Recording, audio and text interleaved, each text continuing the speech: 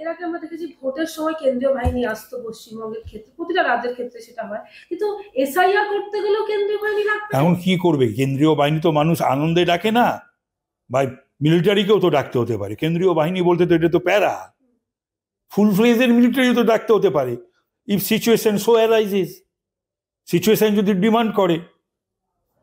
তার কারণ পশ্চিম বাংলা আইন শৃঙ্খলা, দুর্বৃত্তরাজ, দুর্নীতিরাজ, পুলিশি রাজ যে জায়গায় গিয়ে দাঁড়িয়েছে, সংবিধানকে রক্ষা করতে গেলে, গণতন্ত্রকে রক্ষা করতে গেলে, আইন শৃঙ্খলাকে রক্ষা করতে গেলে, সাধারণ মানুষকে শান্তি দিতে গেলে, এবং যদি ভোট সাধারণ মানুষ দেওয়ার বন্দোবস্ত করতে হয়, তাহলে আমিও বলবো I should urge upon the election commission, they should leave no stone unturned.